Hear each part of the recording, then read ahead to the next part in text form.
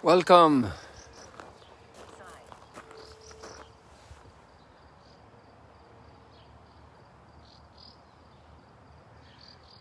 Just dealing with the technicality here. Please forgive me. There we go.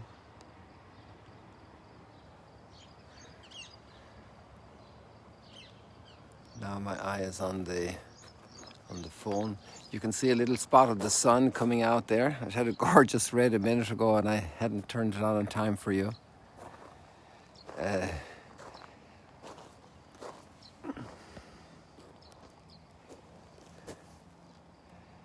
There are also a couple little technicals I want to do with you today, just while my mind is fresh on this.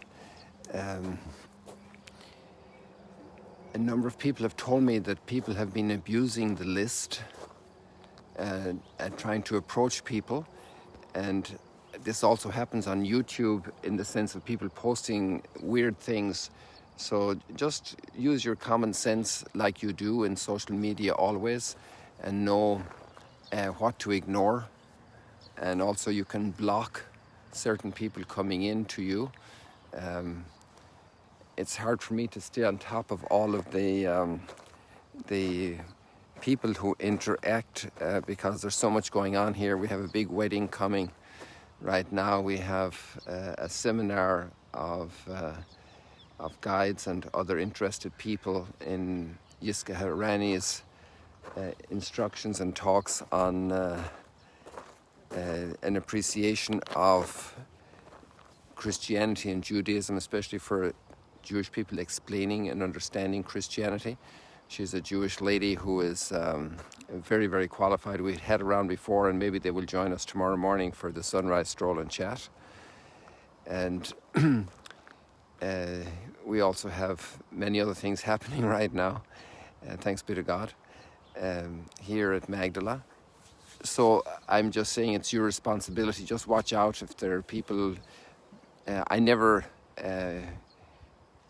send a written message for a request for money. We haven't had that issue on the English account. We've had it on the Spanish account. So when there's anything that's a little bit funny in the language, in the type of links, always be careful and circumspect. I think somebody has also been trying to call some women, but I think you guys have plenty of ability to deal with that and to be able to ignore and respond, and you can block off people that are interfering in your life. That technicality is there. Just ask somebody who's familiar with the things. I'm a slow learner myself and how to do these things technically, but all the kids know how to do it very well. So you can ask a child or a grandchild how to do these things, okay? That's a practical bit of advice. Then, just so that you feel safe and that people can't interfere with you. Obviously, if you walk out in the street, somebody could offend you or whatever. We could lock ourselves in our rooms and not connect with the world, and then we would be very safe because we could live in a bunker. But the whole idea is that we encounter others, because that's how we grow also. We grow in the encounter with other people. And we have to go out. We have to send even private messages in letters. And of course, once on a time they could be stolen. Maybe they could still be stolen and interfered with today. But that's part of the risk of social life, of being involved with others. And in the encounter with the world, we know the world is a challenging place to live. Children have to reach a certain level of becoming streetwise in order to live well, and to develop, to flourish. Obviously, there's been trouble from the beginning with Cain and Abel, so it's nothing new on the face of the earth, nothing new under the sun.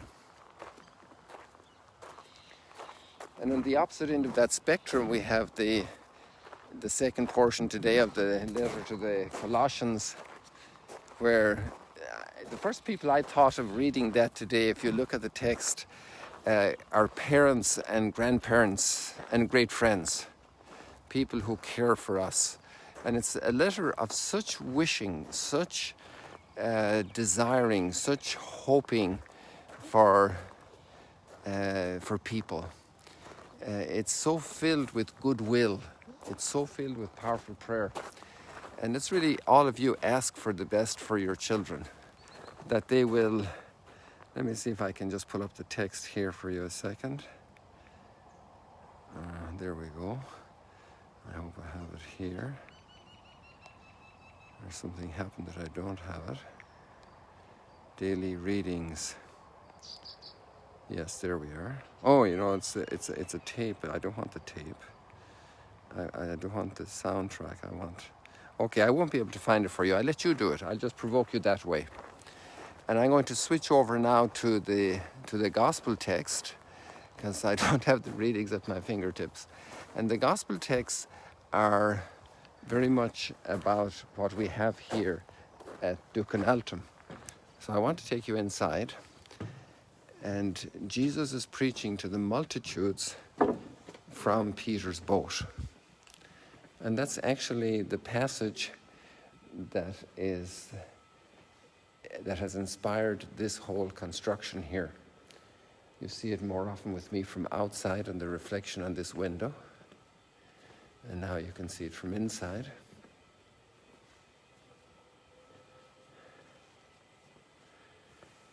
And so the text is, Jesus says to Peter, go out into the deep.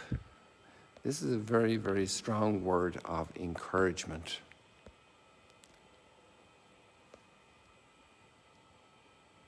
Go out into the deep.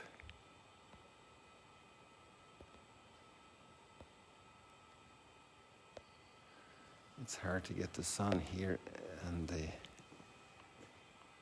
in the image with the light.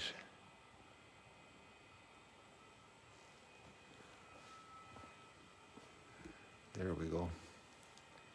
So here we have this boat, go out into the deep.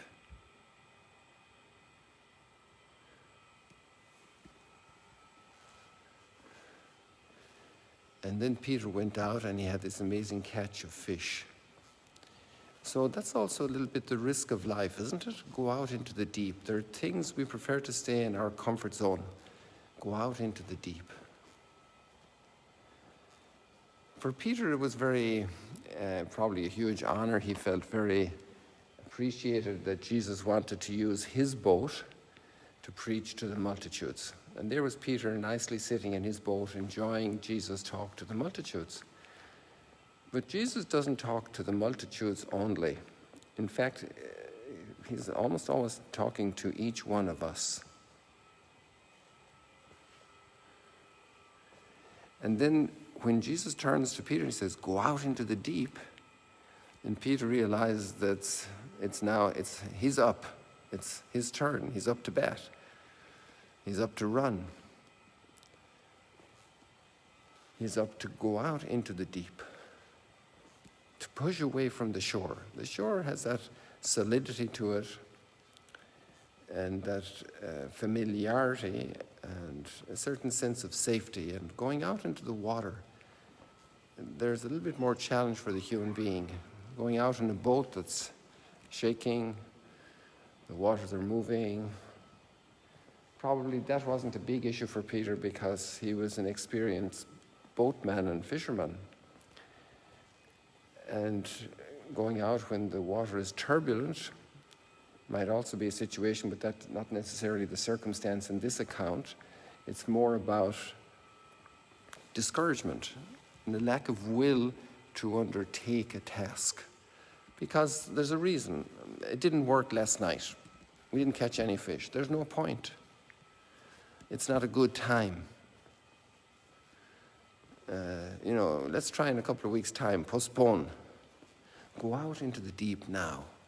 Take a risk. Undertake something. So this is the situation we often find ourselves in. A situation of weakness, a situation of indecision, and the value of somebody encouraging us.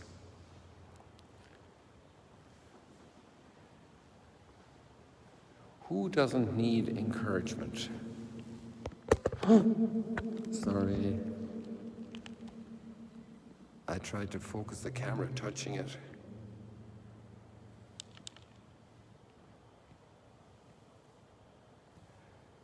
And the whole thing went dancing. So I touched it too hard, obviously, and threw it off its balance.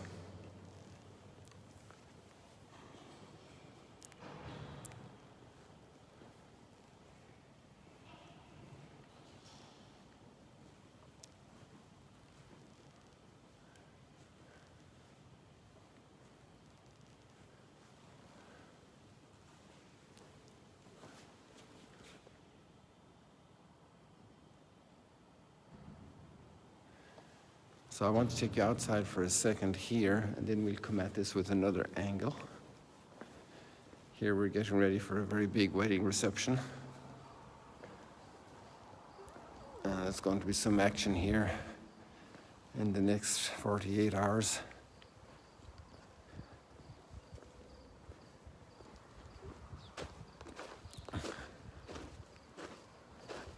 So here we have this text written here, Duc In Altum. Go out into the deep. Who doesn't need a word of encouragement?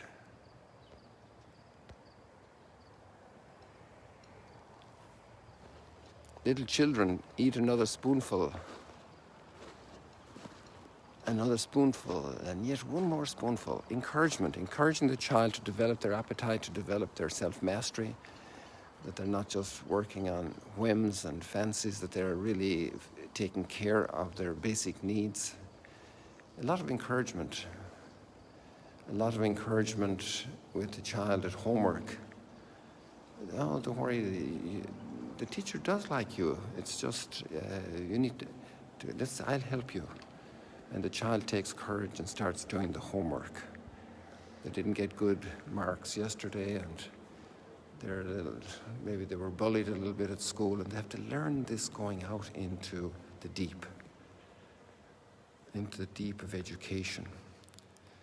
And then you have the kid that doesn't want to finish high school, and all the ways you encourage up to those points. And then you have the grandparents, and they're aging, and they don't want to get out of bed, and the children or grandchildren come along and they say, hey, Grandma, I'll help you. You can make it over to the chair. So we're encouraging our whole life long. It's a wonderful fact of life. And we support each other and give each other courage for our whole lives. And we come before the Lord to pray and ask for courage, ask for strength.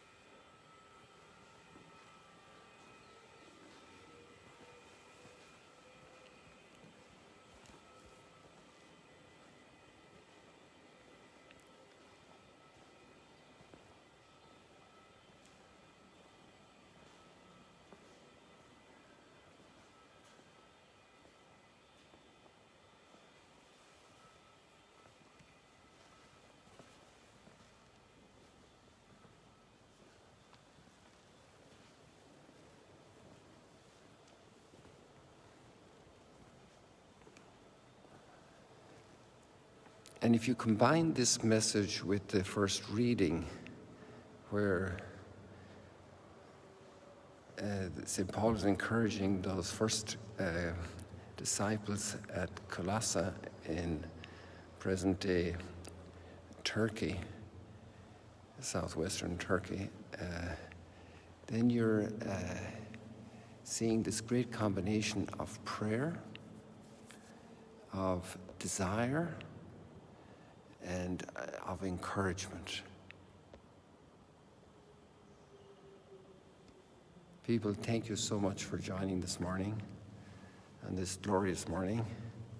May you be encouraged. May you give encouragement. Think of somebody today you need to encourage, somebody that needs you to encourage them. And it can be a very simple word, a gesture, a small indication, a small little act. And it could be a smile. A smile gives a lot of encouragement. It gives a lot of acceptance, a lot of affirmation.